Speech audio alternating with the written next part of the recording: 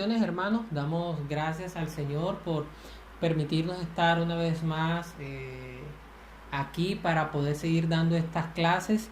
Y hoy vamos a continuar con el tema que pues veníamos dando. Y en el día de hoy vamos a hablar acerca de los problemas en la interpretación bíblica.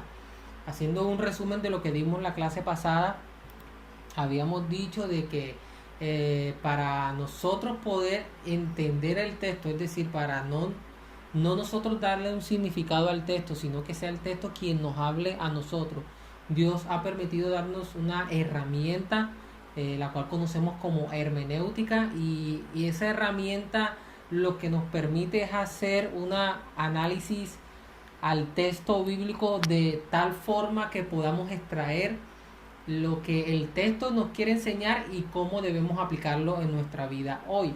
Entonces decíamos que lo primero que se hace es que se observa el texto, luego se interpreta y luego se aplica a nuestras vidas, y que ese ciclo, cada vez que lo repitamos, se va a ir perfeccionando en nuestras vidas, y por esa razón la hermenéutica también es arte. Entonces, para que quede claro esto, eso era lo que estábamos hablando. Ahora, hoy, pues vamos a hablar acerca de...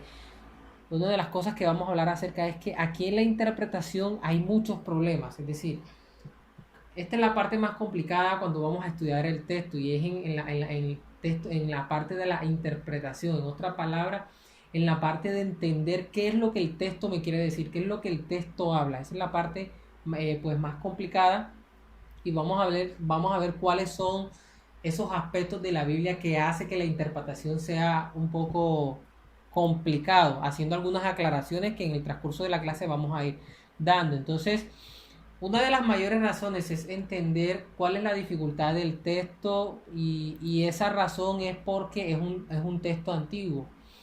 Entonces, yo les decía en la clase pasada que leer la Biblia es como ir a otro país, y pues obviamente en ese otro país hay una cultura diferente, hay un lenguaje diferente, hay muchas cosas diferentes a las de nosotros hoy, y pues eso es lo que causa que debamos de entender el contexto para poder tener una buena comunicación con esas personas de ese país. Lo mismo pasa con la palabra del Señor. Pero ¿cuál es el problema con la Biblia? Es que la Biblia es un texto demasiado antiguo, es decir, un texto que lo que habla allí, hay muchas cosas culturales, lingüísticas, es decir, de las palabras que se usan y de su significado, que son las que hacen que el texto, o que muchos textos, se vuelvan complicados a la hora de poder entenderlos y aplicarlos a nuestras vidas. Eso en sentido general, pero ahora quisiera hacer, digamos que desglosar cuáles son esos aspectos en la Biblia que en ocasiones las hacen difícil de poder entender y de poder interpretar. Entonces, una es la parte cronológica. Recuerden que la Biblia se escribió en un lapso aproximadamente de 10.000 años, y pues obviamente hubieron diferentes tipos de autores, pero además de eso, eh, esa distancia cronológica a veces hace que se nos haga difícil ubicar las historias bíblicas en las épocas donde van. Por ejemplo, el libro de Esther, quizás muchos no sabían que el libro de Esther, lo que narra Esther, se produjo entre el capítulo 6 y el capítulo 7 de Esdras.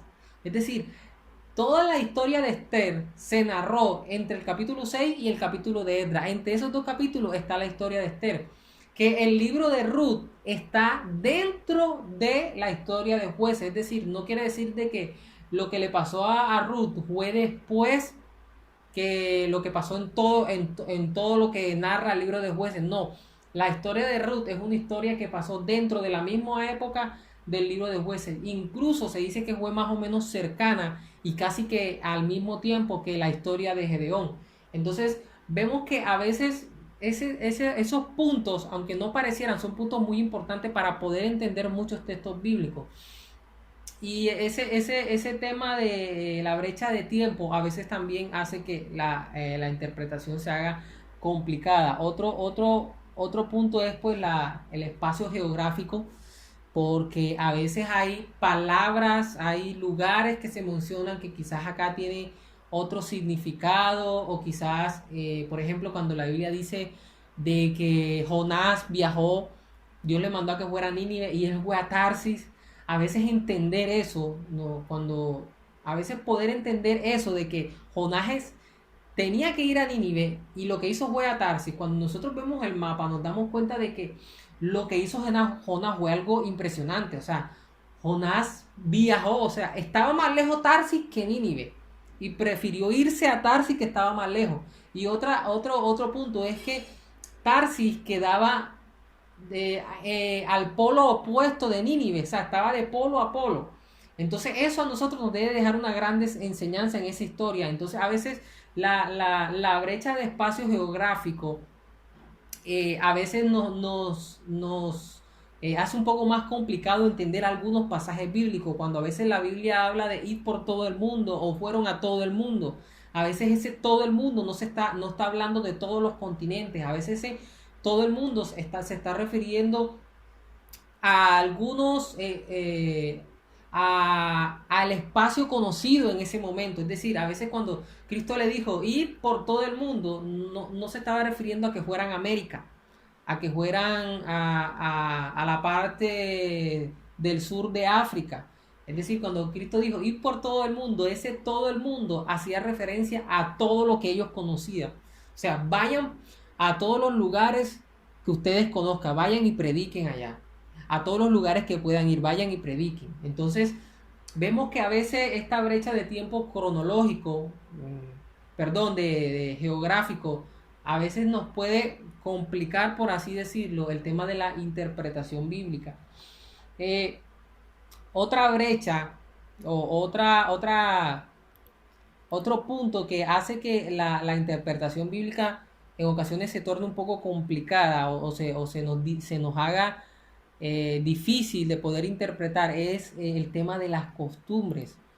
¿Por qué? Porque mire lo que dice aquí: es importante conocer las culturas y las costumbres de la gente en los tiempos bíblicos. Frecuentemente las interpretaciones erróneas provienen de una falta de conocimiento de dichas costumbres. Es decir, en ocasiones, eh, si nosotros no entendemos la cultura, no vamos a entender muchas frases o muchas cosas que el texto a veces en la Biblia dice. Por ejemplo, hay una parte donde Pablo dice que se saluden con beso. Eso era algo cultural. Dice que las mujeres tienen que mantener el velo porque ellas viven bajo la autoridad de los hombres. Eso está en Corintios. Es decir, hay un tema cultural en la Biblia que nosotros debemos de aprender a conocerlo y de allí poder separar lo que es cultural con lo que es un principio bíblico que debamos aplicar. Entonces, eso poco a poco lo vamos a ir entendiendo y explicando a más detalle, pero la cultura a veces es importante porque a veces en la cultura se dicen cosas que culturalmente, si no la entendemos, no vamos a entender el texto. Por ejemplo, Cristo una vez le dijo a los fariseos: ustedes son unos sepulcros blanqueados. Y los sepulcros en la época de Jesús, por fuera se veían muy bonitos, eran todos blancos, eran bastante bonitos, pero por dentro eran horribles, eran feos. Entonces vemos que la cultura, cómo influye en el significado de lo que Cristo le quiso decir a los fariseos. O sea, Cristo lo que le quiso decir es: miren, ustedes por fuera se ven bonitos, pero por dentro están mal, por dentro están hechos pedazos. Eso fue lo que Cristo le quiso decir cuando le dio a los fariseos: ustedes son unos sepulcros blanqueados. A eso se estaba haciendo referencia. Entonces, si no entendemos la cultura de ese momento, muchas frases que Cristo dice, muchas cosas que se hablan en algunos textos bíblicos, no los vamos a poder entender. Y esto es lo que más hace que se cometan errores a la hora de interpretar el texto. Porque a veces se leen algunos textos y no se entienden. Y como no se entienden, se le acuña un significado propio, y pues obviamente, ya como lo hemos dicho, eso no es correcto, no es la forma en como nosotros debemos trabajar. Entonces hay que tenerlo bastante claro. Esta parte cultural puede hacer sacar frases fuera de contexto. Por ejemplo, cuando Pablo le manda a Timoteo de que lo unjan con aceite, y si no entendemos la parte cultural en esa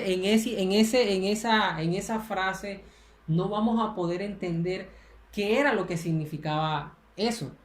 Porque el ungir con aceite en ese tiempo era también algo medicinal, o sea, era como una medicina que se le frotaban. Entonces hay veces que muchas personas dicen, no, nosotros no debemos tomar pastillas porque viene que la Biblia dice, unjamos con aceite, tenemos que ir donde los hermanos y orarlo.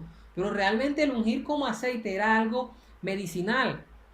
A veces Pablo también en otra ocasión dijo que tomaran vino cuando estuviesen enfermos. Entonces uno dice, bueno, ¿cómo así? O sea, debemos tomar vino ahora. Y realmente el vino, en primer lugar, culturalmente de ellos era diferente de nosotros, al que se hace ahora. Y en segundo lugar, el vino que ellos usaban era un vino medicinal. Anteriormente el agua no tenía el tratamiento que se tiene ahora. Y el agua a veces estaba muy contaminada. Y una persona que estuviese enferma y tomase esa agua contaminada, pues iba a hacer de que su enfermedad se empeorara, se agravara más. Entonces cuando Pablo dice, que tomaran vino, lo que él está diciendo es como una forma medicinal, porque ese vino, que era líquido también, que servía para hidratarse, también estaba purificado, o sea, no permitía que se infectara tanto la persona. Entonces, mire y noten cómo la cultura puede afectar el significado de un texto y el entendimiento de un texto para nosotros hoy, incluyendo la aplicación. Entonces, esto es lo que a veces más daño hace a la hora de interpretar texto y hay que tenerlo muy, pero muy claro. Otro, y este también es uno de los que más daño hace, creo que de todos los que hemos mencionado, estos dos son los que más daño pueden hacer a la hora del el lector que vaya a estudiar el texto bíblico, le puede ocurrir. Se puede encontrar, casi siempre nos encontramos con estas dos características a la hora de leer la Biblia, y es con la parte de las costumbres. Siempre en la narrativa de la Biblia siempre se presentan algunas costumbres que a veces se nos hace complicado interpretar el texto. Y lo segundo es el tema del idioma. Yo les dije al inicio de que los autores de la Biblia fueron aproximadamente 40 autores en un lazo de 10.000 años más o menos.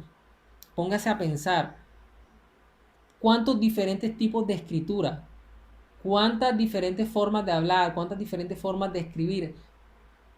Los idiomas en que fueron escritos, el Antiguo Testamento fue escrito en un idioma diferente al Nuevo Testamento. Entonces, el tema el idioma también puede causar que hayan diferencias, que hayan algunas diferencias, bueno, más bien no diferencias, sino que hayan algunas complejidades, es lo que quise decir.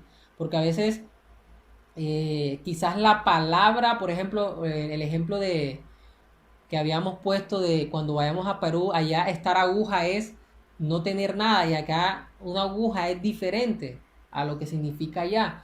Entonces eso pasa con algunas palabras en la Biblia, que en la Biblia tienen un significado y en nuestras vidas tienen otro. Por ejemplo, la palabra salvación en la Biblia hay 5 significados diferentes más o menos. La palabra fe en la Biblia tiene 5 significados diferentes.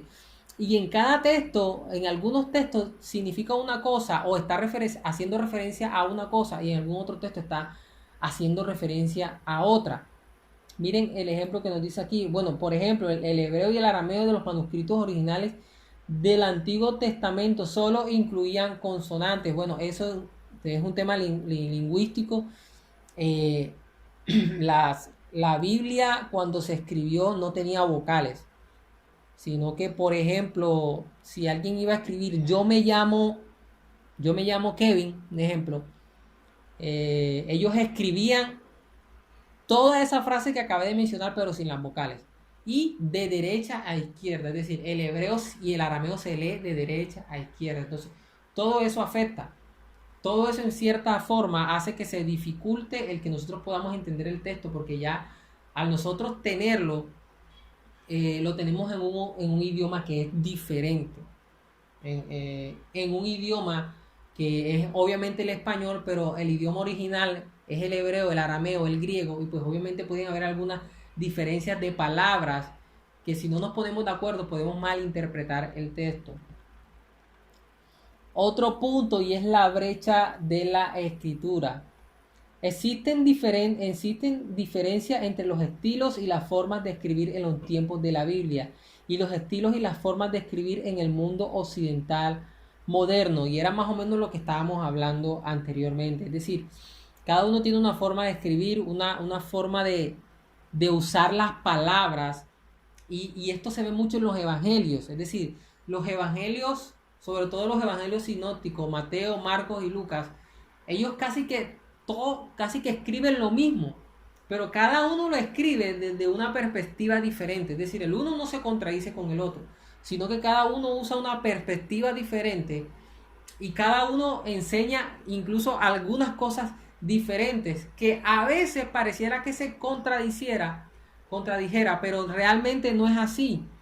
Y eso a veces sucede mucho, y si no se tiene en cuenta la brecha de la escritura, el lenguaje que se usaba, pues obviamente vamos a tener una mala interpretación del texto. Porque, por ejemplo, quiero poner un ejemplo claro. Y bueno, vamos a leer primeramente este. El escritor de uno de los evangelios dijo que un ángel estuvo presente en la tumba de Jesús, mientras que el otro mencionaba dos. Entonces quiero que quede algo claro. Quiero hacer aquí, echarme acá a buscar un espacio en blanco para mostrarles algo. Imaginemos una escena del crimen, que es esta. Imaginemos que un carro se estrelló y esta es la escena del crimen, pero aquí hubo un testigo, aquí hubo otro, aquí hubo otro y aquí hubo otro. Cada uno tiene una perspectiva diferente del mismo suceso. Ojo, es una perspectiva diferente, pero es del mismo suceso. ¿Qué significa? ¿Que se contradicen? Por supuesto que no. Al contrario, los cuatro se complementan y dan una mayor información de lo que pasó. Eso es lo que pasa en el caso de Jesús. Los cuatro dan una perspectiva diferente, pero cada uno aporta algo. Y al aportar cada uno algo, lo que hace es que enriquece el texto bíblico, enriquece la revelación de Dios para nuestras vidas y nos clarifica muchas cosas que quizás no entendíamos en un texto, lo podemos entender en otro. Entonces, algo así pasa en esta historia. Quiero que vayamos a esa historia. Aquí la tengo. Entonces, los dos autores es Marcos y Lucas. O sea, Marcos y Lucas narran en el momento en que las mujeres se acercan a la tumba y ya no estaba Jesús. Y en Marcos narra qué fue lo que pasó y en Lucas también narra qué fue lo que pasó. Y miren la diferencia, miren la forma en cómo narra. Quiero que primero leamos Marcos, miren lo que dice. Y cuando entraron en el sepulcro, miren lo que dice, vieron a un joven sentado al lado derecho, cubierto de una larga ropa blanca, y se espantaron. Mas él les dijo, no os asustéis, buscáis a Jesús Nazareno, el que fue crucificado. Ha resucitado, no está aquí. Mirad el lugar en donde le pusieron. O sea, miren el lugar donde lo pusieron, que no está. Entonces, mire y note algo, y es que aquí dice que vieron a un solo joven. En este texto dice que vieron a un solo joven. Ahora quiero que vayamos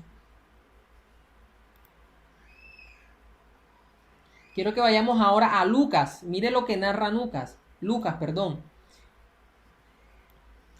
Aconteció que estando ellas perplejas por esto, he aquí se pararon junto a ellas, ¿qué dice? Dos varones. Entonces la Biblia se equivocó.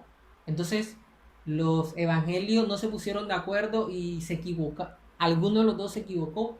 Y realmente la respuesta es no. Lo que está pasando es que cada uno de ellos está dando una perspectiva diferente. Marcos está dando una perspectiva diferente a la de Lucas, en donde Marcos quiso enfatizarse en uno de los ángeles y enfatizar lo que ese ángel dijo. Pero Lucas se quiso enfatizar en los dos y se quiso enfatizar en lo que ambos ángeles hablaron. Entonces, creo que, no sé si logro darme a entender, es decir, el uno se enfatizó, se centró solo en un ángel, en mostrar que había un ángel que dijo estas palabras, pero no desmiente lo que dijo Lucas, que dijo que habían dos. Entonces, habían dos ángeles, pero Marcos simplemente quiso enfatizarse en lo que dijo uno solo. Pero Lucas quiso enfatizarse en lo que dijeron los dos. Si usted lee los dos textos, lo que dijeron, usted se va a dar cuenta que dicen cosas un poco diferentes, no dicen lo mismo. Entonces, es para que entiendan eso. El uno quiso enfatizarse en uno, pero Lucas quiso enfatizarse en dos. Entonces vemos cómo la forma de narrar también a veces se puede volver un problema a la hora de interpretar el texto, que nos puede hacer creer de que se están equivocando, pero realmente no es así. ¿Por qué? Porque la forma de escribir de cada uno es diferente. Vamos a ver otros ejemplos, porque este de la escritura también se ve demasiado. Creo que entre la de la brecha de las costumbres y la brecha de la escritura, esta es una de las que más afecta. Para mí las dos afectan, pero esta puede afectar incluso más que la que le mencioné antes, la cultural. Entonces vamos a seguir leyendo. Mira lo que dice aquí. El lenguaje figurado. Bueno, aquí quiero hablar algo, y es que en la forma de escribir de algunos, ellos usaban algo que se llama lenguaje figurado. Es decir, ¿qué es un lenguaje figurado? Es una forma de sacar el significado de algunas palabras en su contexto usual y darle otro significado. Por ejemplo, la palabra oveja, ¿qué significa? Es un animal, ¿cierto? Pero Cristo en una ocasión dijo, mis ovejas oyen mi voz. Pero si las ovejas son un animal, ¿se está refiriendo a los animales? No. ¿Qué está haciendo Cristo? Cristo está usando un lenguaje figurado. Está usando una palabra que tiene un significado comúnmente normal, que es de un animal, para darle otro significado. En este caso, ¿a qué se está refiriendo? A su iglesia. Entonces Cristo está usando un lenguaje cuando dice, vosotros sois la luz del mundo. Ese es un lenguaje figurado. Ahora vamos a ver cuáles son esos lenguajes figurados, cuántos tipos de lenguajes figurados hay, porque hay varios tipos de lenguajes que vamos a estudiar más adelante. Pero el punto es que hay autores que usan lenguaje figurado, y en el Nuevo Testamento se ve demasiado los lenguajes figurados. El que les había dicho antes, cuando Cristo les dijo, ustedes son unos sepulcros blanqueados, eso es un lenguaje figurado, es una forma literaria de expresar una idea, y es usando lenguajes figurados. Entonces, por ejemplo, aquí hay un ejemplo, cuando Cristo dijo, yo soy la puerta.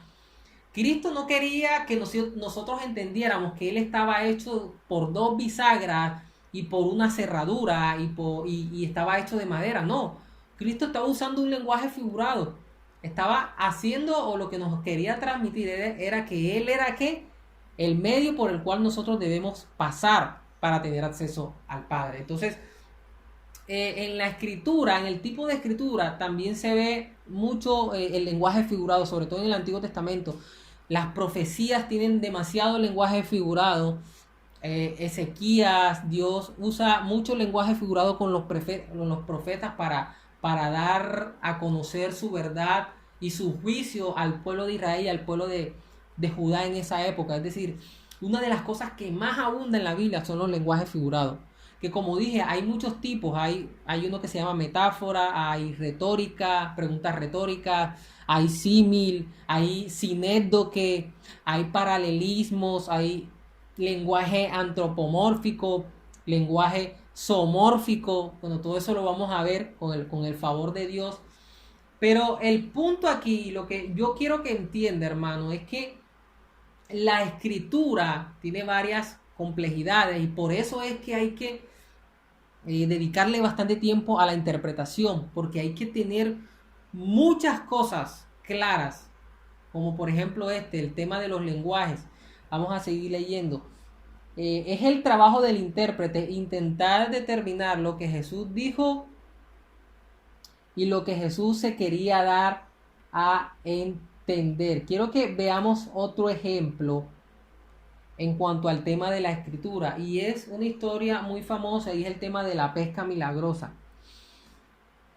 Normalmente a veces el tema de la escritura, si no se tiene en cuenta, nos puede llevar, como les dije antes, a tener interpretaciones incorrectas. Y en esta historia hay un punto en donde a veces se tiene interpretaciones incorrectas. Quiero que leamos lo que dice Mateo acerca de la alimentación de los 5.000. Bueno, una parte, mire lo que dice. Oyendo Jesús se apartó de allí a una barca a un lugar desierto. Y es ahí donde está el problema en esa historia.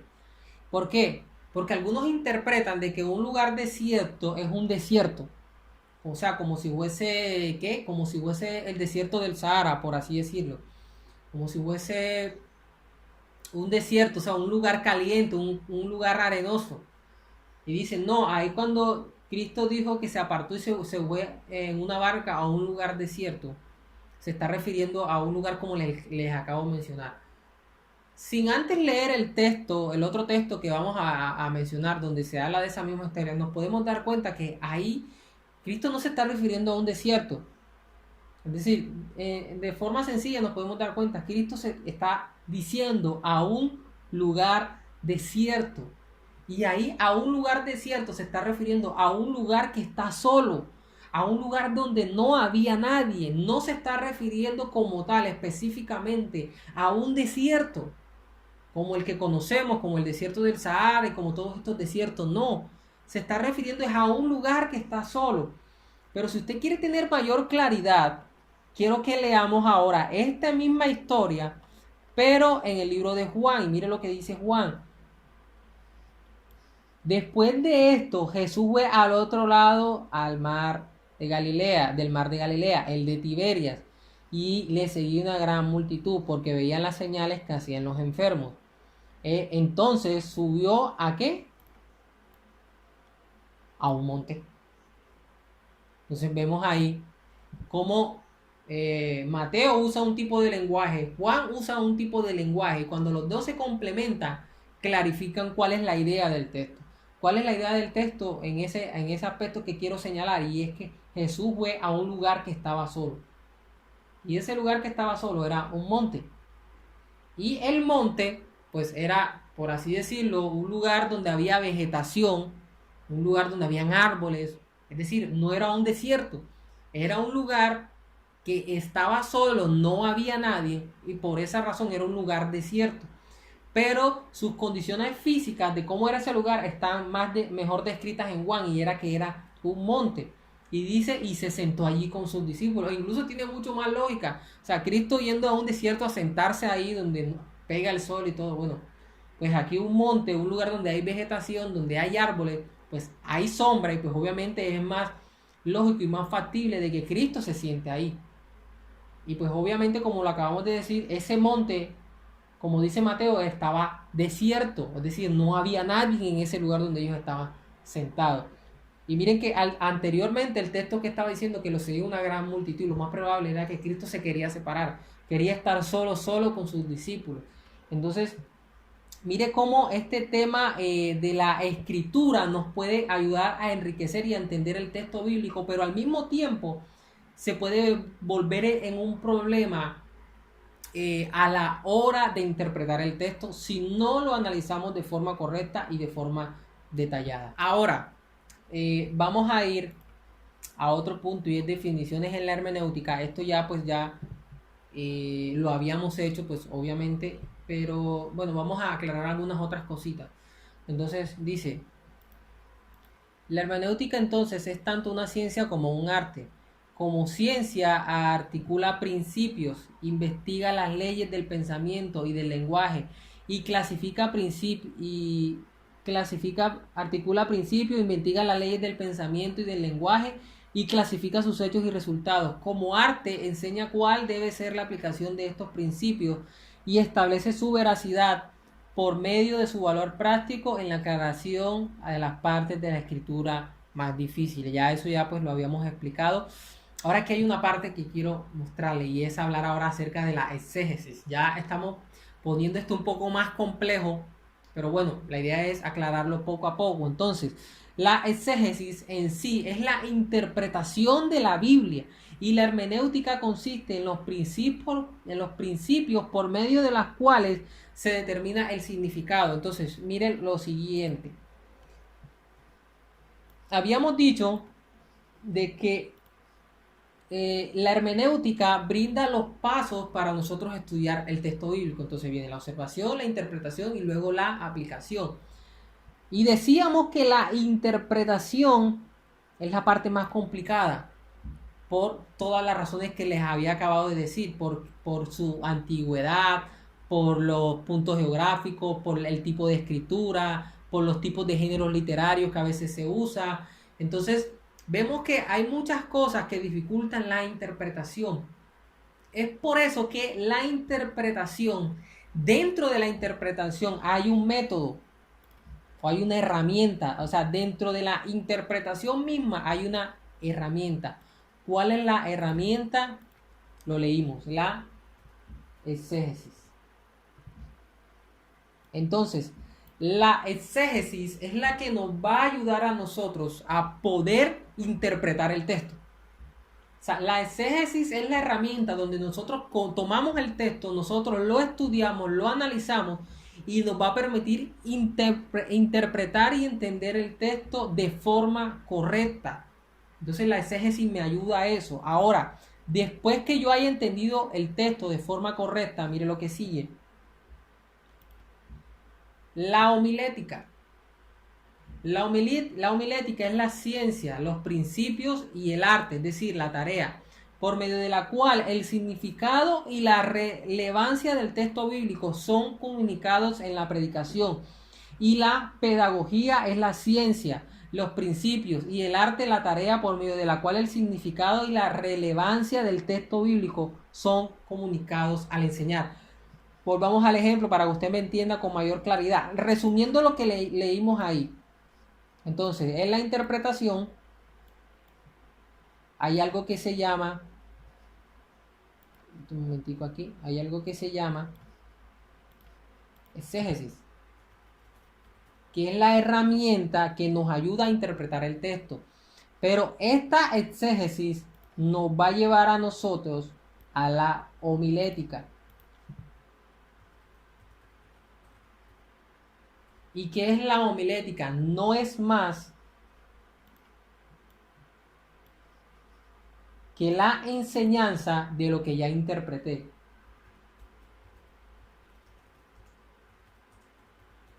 Entonces, haciendo un resumen de esto que hablamos, la interpretación, para poder interpretar este texto, es decir, para poder entenderlo, necesito de la exégesis. Y la exégesis me va a ayudar a nosotros a hacer eso, a hacer un detallamiento de la frase, del texto, del contexto de ese pasaje bíblico que estoy estudiando. Luego que la exégesis me ayuda a mí a entender el texto, entonces el trabajo de la homilética es el arte y es la ciencia, como leíamos, en la que la persona que entendió el texto se lo transmite a las demás personas.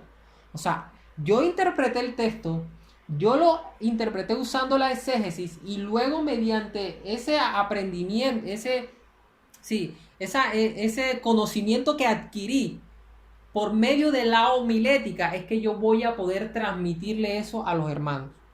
Entonces, la homilética es la capacidad que se nos da por medio de la homilética, es la capacidad que se nos da para saber darle a conocer lo que ya yo aprendí del texto bíblico. Entonces, eso para, pues, obviamente, lo tengamos en cuenta. Entonces, mire, la exégesis es el estudio en privado y la exposición es la presentación en público. ¿Esto qué quiere decir? Que el estudio de la Biblia se hace en privado, pero la homilética, es decir, ese arte y esa ciencia de enseñar el texto que ya aprendí, que ya interpreté, eso se hace en público. Entonces, esa es la diferencia. La exposición se hace desde el púlpito, el escritorio o el estrado. El mayor interés en la exégesis es la comprensión del texto bíblico, pero el interés mayor de la exposición es la comunicación del significado bíblico. Creo que esto resume en parte, obviamente, lo que acabamos de decir. Es decir, el mayor interés de la exégesis, ¿cuál es? Es la comprensión del texto bíblico. O sea, la exégesis me va a ayudar a mí a entender el texto. ¿Y qué es la exégesis? Es la forma, el método que usamos para poder entender el significado del texto. Obviamente ahí vamos a necesitar apoyo de algunos libros, de algunos hermanos. Dentro de la descripción de esta clase usted va a encontrar un apoyo, algunos comentarios bíblicos, algún material de apoyo que usted puede descargar sin ningún problema, con el cual usted se puede basar para hacer sus estudios bíblicos personales, donde ya, pues obviamente hubieron autores que hicieron la correcta estudio del texto y pues los plasmaron en esos libros que están aquí compartidos. Entonces, pues esperamos que sea de gran ayuda. Pero ahora continuando con esto, la exégesis es eso, es la comprensión del texto bíblico. O sea, la exégesis, ese estudio privado que nosotros hacemos, de la Biblia, es con ese propósito y es de poder comprender el texto. Pero el interés de la exposición bíblica es comunicar el significado del texto. Entonces, yo entiendo el texto y la homilética o la homilía me va a ayudar a mí a poder dar el significado de ese texto. Y al dar ese significado de ese texto, pues obviamente los demás hermanos van a ser alimentados de eso y su vida espiritual va a crecer, va a aumentar. Obviamente, si eso se lleva a una aplicación correcta en la vida de quienes lo escuchan. Y ya para terminar, quiero leer esta última frase que mire lo que dice. La hermenéutica es como un libro de recetas. La exégesis es preparar y hornear el pastel. La exposición es servir el pastel. Entonces, ¿qué es lo que queremos, enseñarles en este punto? O quisimos hacer esta analogía, hermano. Es decir, la hermenéutica, todo este proceso que le hemos estado mostrando aquí, todo este proceso es como la receta. Es decir, la hermenéutica te dice, estos son los pasos que tienes que hacer. Esto es la hermenéutica. Tienes primero que observar el texto, luego tienes que interpretarlo y luego tienes que aplicarlo a tu vida. Ese es el orden y ese es el paso que tienes que usar para estudiar la Biblia. Pero entonces, la exégesis ya es manos a la obra. O sea, la exégesis es tomar esos pasos que te dio la hermenéutica y ponerlos a la obra. Es como al hacer un pastel. Tienes la receta del pastel, tienes cuáles son los ingredientes, tienes cuáles son lo que necesitas, cómo son los pasos, cómo vas a mezclar los alimentos en el punto correcto. Pero la exégesis es ya tomar esa receta y ya ponerla en obra, es decir, ya plasmarla, ya hacer lo que voy a hacer. Entonces, la exégesis es poner en práctica lo que ya la hermenéutica ya recetó, lo que ya la hermenéutica ya dijo. Entonces, obviamente, todavía no hemos entrado a detalle de cuáles son esos principios hermenéuticos a la hora de interpretar el texto, a la hora de hacer exégesis. Ya estamos llegando, pero lo que quiero que entiendas es eso, hermano. Entonces, y al final, la exposición de la palabra, pues, en la analogía que estamos usando, equivale a servir el pastel. Entonces, yo tengo la receta, simboliza la hermenéutica, yo preparo el pastel con esa receta, simboliza la exégesis, y el servir el pastel simboliza la exposición de la palabra. Entonces, esa es pues la clase en el día de hoy y lo más importante es que usted se lleve eso claro, que la exégesis lo que a nosotros nos va a permitir es aplicar los principios hermenéuticos. Entonces vamos a hacer algunos ejemplos, o pues en todo esto que vamos a estudiar, vamos a hacer algunas aplicaciones de algunos textos, es decir, vamos a aplicar, o ya van a ver, o ya van a estar algunos ejemplos ya con la exégesis hecha.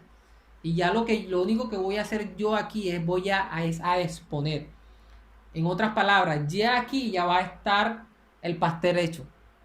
O sea, en lo que vamos a hacer en este estudio, ya el pastel está hecho.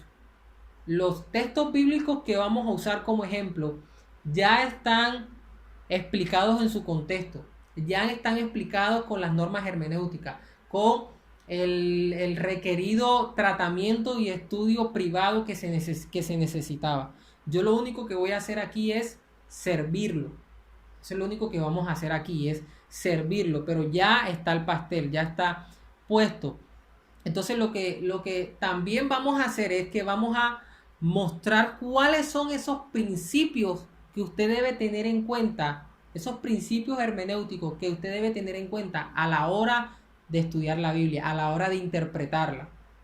Y es allí cuando usted va a hacer la exégesis. Hay una gran diferencia, y con esto termino, entre lo que es exégesis y lo que es eisegesis. Eisegesis.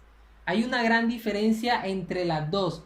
¿Por qué? Porque la exégesis es entender lo que el texto bíblico me dice, es interpretar lo que el texto bíblico me dice, pero la eisegesis es yo darle el significado al texto. Y como hemos dicho y como lo vamos a seguir diciendo, esa no es la forma correcta de estudiar la Biblia. No soy yo el que le doy el significado. Es la palabra de Dios la que me debe dar el significado a mí. Mi trabajo es usar esa receta, esas normas hermenéuticas que vamos a ir aprendiendo poco a poco y aplicarlas en nuestro estudio personal para poder hacer una correcta exégesis del texto y poder extraer lo que el mensaje nos quiere dar, lo que la palabra del Señor nos quiere hablar. Así que eso ha sido todo en esta clase. Espero que haya sido de gran bendición para su vida y nos vemos en la próxima. Que el Señor les continúe bendiciendo.